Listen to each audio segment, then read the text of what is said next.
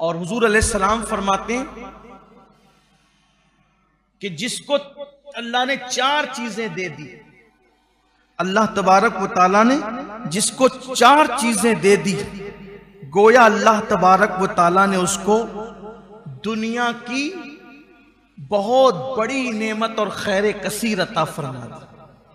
4 चीजें जिसको मिल जाए अल्लाह ने उसको खैर कसीर, दुनिया की अजीम नेमत से नवाज दिया।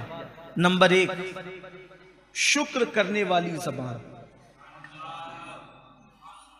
शुक्र करने वाली ज़बान, मुसीबत में सब्र करने का हौसला।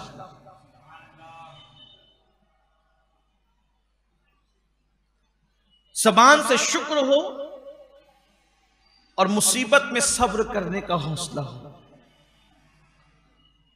मौजूद रहे तो खुश कर दे, गैर मौजूद रहो तो आपकी इज्जत और बिस्तर की हिफाजत करने वाली बीवी।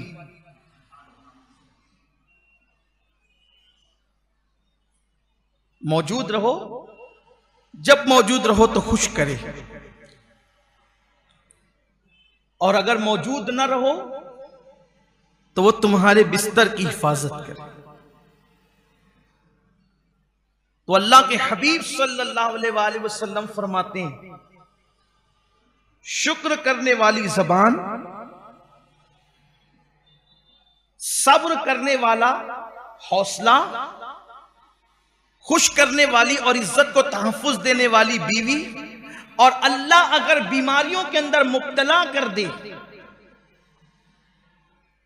तो बदन उसको बर्दाश्त करने की अपने अंदर ताकत रखे। ये नेमतें अल्लाह तबारक व तआला जिसको दे दे, गोया अल्लाह तबारक व तआला ने उसको खैर कसीर अता फरमाया। अल्लाह ने उसको दुनिया की सारी भलाइयां अता फरमा दी। अब आप देखें, अगर हमें नेमत मिलती है तो नेमत मिलने के बाद हमारा हाल ये होता है कि अल्लाह अकबर,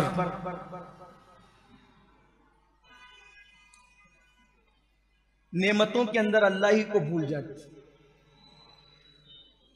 बेटा पैदा होगा तो पहले मिठाई तकसीम होगी, सजदा शुक्र करना ही भूल जाएंगे। शादी की तकरीब होगी तो ढोल ताशे बाजों में मसरूफ हो जाएंगे, जिसने खुशियां दी उसी को भूल जाएंगे। नेमत मिले तो शुक्र करो, और जो शुक्र करेगा, और याद रखिए एक खास बात, बहुत खास बात, पूरी तकरीर याद रहे ना याद रहे, कोई कितना भी बड़ा नेक हो जाए, कितना भी बड़ा कोई नेक हो जाए, कितना भी परहेजगार हो जाए, कोई गारंटी नहीं है कि अल्लाह ने जो नेमत दी है अल्लाह न छीने। अल्लाह ने जो गारंटी दी है अल्लाह उसको न छीने,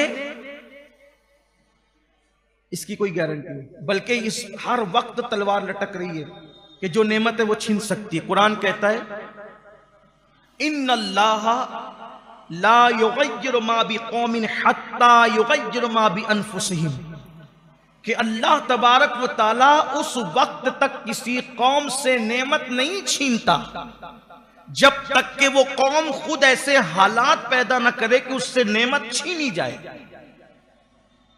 जब तक कि हम खुद अपने आप को नहीं बदलते, अल्लाह हालात हमारे नहीं बदलता, नेमत नहीं छीनी जाती। अब अल्लाह ने जिब्रील अलैहिस्सलाम को, जिब्रील अमीन को, हजरत जिब्रील अमीन को अल्लाह ने फरिश्तों का सैयद और सरदार बनाया।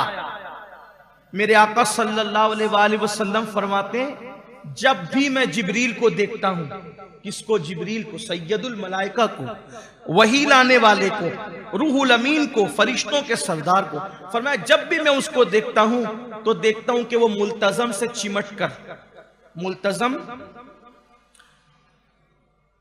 हजर अस्वद और काबे के दरवाजे के बीच में एक मकाम है, एक जगह है जिसको मुल्तजम कहते हैं, चिमटने की जगह, और वहां दुआ कबूल होती है। ये तो दुआ पूरे हरम ही में कबूल होती है, लेकिन मेरे आका अलैहिस्सलाम ने फरमाया जब भी मैंने देखा जिब्रील को तो मुल्तजम से वो चिमट कर एक ही दुआ कर रहे होते हैं। मैंने जिब्रील को हमेशा एक दुआ करते देखा, या वाजिदू या माजिदू ला तुज़िल अन्नी निअमतन अनअमतहा अलैया, ए अल्लाह तूने जो नेमत मुझे दी है वो नेमत तुम मुझसे मत छीन।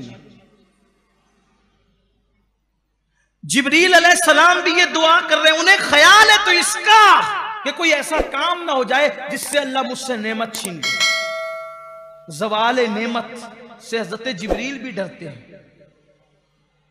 इसलिए अच्छी तरह याद रखें कि अल्लाह तबारक व तआला ने जो नेमत दी है उससे कभी भी नाशुक्री ना करना।